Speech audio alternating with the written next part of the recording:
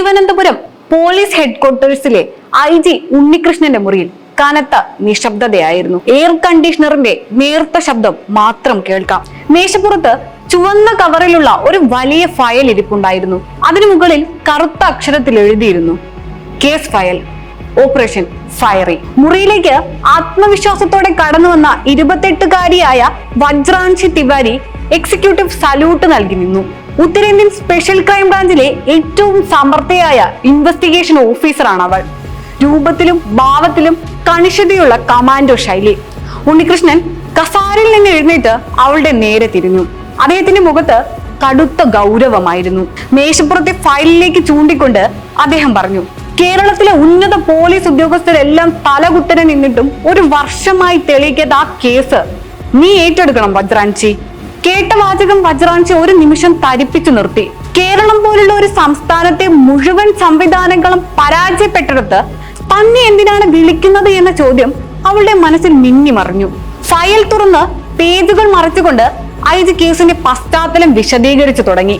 1 വർഷം മുമ്പ് വെറും 2 ആഴ്ചത്തെ ഇടവേളകളിൽ കേരളത്തിലെ വ്യത്യസ്ത ജില്ലകളിൽ നിന്നും 6 വയസ്സുള്ള 3 പെൺകുട്ടികളെ കാണാതാകുന്നു. ഇതിനിടെ നാടിനെ നടുക്കിയ ആ അപ്രത്യക്ഷമാകലുകൾക്ക് പിന്നാലെ കൃത്യം 1 മാസത്തിന് ശേഷം 3 കുട്ടികളെയും തമിഴ്നാട് അതിർത്തിയോട് ചേർന്നുള്ള ഒരു കാട്ടുവഴിയിൽ അബോധാവസ്ഥയിൽ കണ്ടെത്തുകയായിരുന്നു.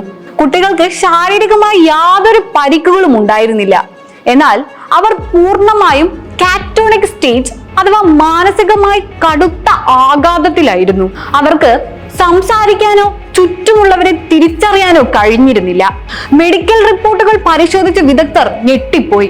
അവരുടെ തലച്ചോറിൽ ചില അപൂർവ കെമിക്കലുകളുടെ സാന്നിധ്യം ഉണ്ടായിരുന്നു. അവരുടെ പ്രായത്തിന് താങ്ങാൻ കഴിയാത്ത ഏതോ കടുത്ത മാനസിക പരീക്ഷണങ്ങൾക്ക് അവർ ഇരയായതുപോലെ. അതിലൊരൊറ്റ തെളിവ് പോലും പ്രതികൾ അവശേഷിപ്പിച്ചിരുന്നില്ല. മൊബൈൽ ടവറുകളോ CCTV ദൃശ്യങ്ങളോ വിരലടയാളങ്ങളോ ഒന്നും തന്നെയില്ല. ഇതിനേക്കാളെല്ലാം ഉപരി ഈ കേസ് ഡിപ്പാർട്ട്മെന്റിനെ പിടിച്ചുലയ്ക്കാൻ മറ്റൊരു കാരണം കൂടി ഉണ്ടായിരുന്നു. കാണാതായ 3ാമത്തെ കുട്ടി മുൻ കൊച്ചി പോലീസ് കമ്മീഷണർ മാധവൻ നമ്പ്യാരുടെ ഒരേ ഒരു മകളായിരുന്നു. വജ്രാൻഷി ഫയലിൽ നിന്നും തലയുയർത്തി IG-യോട് ചോദിച്ചു, കേരളത്തിലെ ഡിപ്പാർട്ട്മെന്റിലെ ഏറ്റവും മിടുക്കരായ സൈബർ എക്സ്പേർട്സും ക്രൈം ഡിറ്റക്റ്റീവും ഉള്ളപ്പോൾ ഡൽഹിയിൽ വർക്ക് ചെയ്യുന്ന എന്നെ ഈ കേസ് ഏൽപ്പിക്കാൻ ADGP അലക്സാണ്ടർ സാമുവൽ സാർ പ്രത്യേകം ആവശ്യപ്പെടാൻ എന്താണ് കാരണം? ഉണ്ണികൃഷ്ണൻ ജനലിലൂടെ പുറത്തേക്ക് നോക്കി സിഗരറ്റിന് തീ കൊടുത്തു. കാരണം ലളിതമാണ് വജ്രാൻഷി. ഈ കേസിൽ പുറത്തു നിന്നുള്ള ശത്രുവിനെയല്ല, ഉള്ളിലുള്ള ശത്രുവിനെയാണ് നമുക്ക് പേടിക്കേണ്ടത്.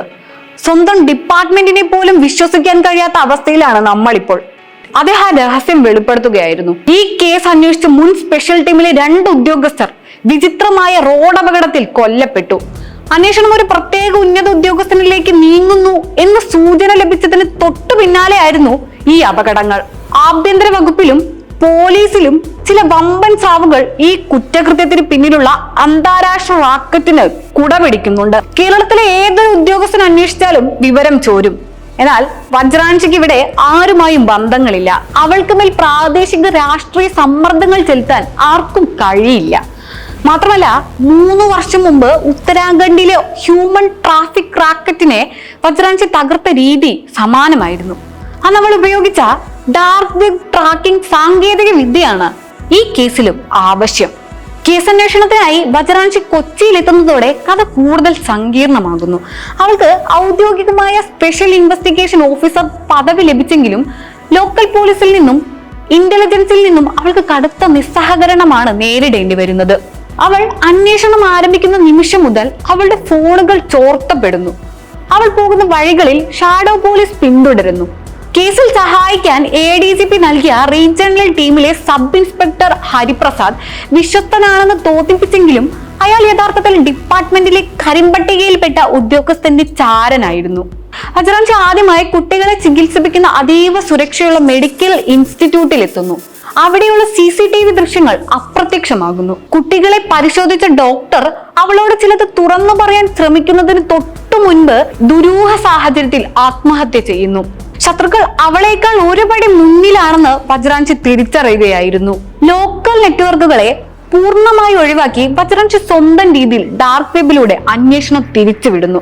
കാണാതായ കുട്ടികളുടെ മാതാപിതാക്കളുടെ പശ്ചാത്തലം പരിശോധിച്ചപ്പോൾ അവൾ ഞെട്ടിക്കുന്ന ഒരു സാമ്യം കണ്ടെത്തി. ഈ 3 കുടുംബങ്ങളും ഒരു വർഷം മുമ്പ് വയനാട്ടിലെ ഒരു പ്രത്യേക റിസോർട്ടിൽ വെക്കേഷൻ ആഘോഷിക്കാൻ എത്തിയിരുന്നു.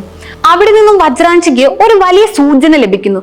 ദി ഓർക്കസ്ട്ര എന്ന അന്താരാഷ്ട്ര തലത്തിൽ പ്രവർത്തിക്കുന്ന ഒരു അനധികൃത ഹ്യൂമൻ എക്സ്പെരിമെന്റ് ഗ്രൂപ്പാണ് ഇതിന് പിന്നിലെന്ന്. പണക്കാരായ ആളുകളുടെ കുട്ടികളെ തട്ടിക്കൊണ്ടുപോയി അവരുടെ മസ്തിഷ്കത്തിൽ പ്രത്യേക മാറ്റങ്ങൾ വരുത്തി ഭാവിയിൽ അവരെ വിചിത്രമായ ക്രിമിനൽ ആവശ്യങ്ങൾക്ക് ഉപയോഗിക്കുന്ന ഒരു സൈക്കോലാബ് പ്രോജക്റ്റ്.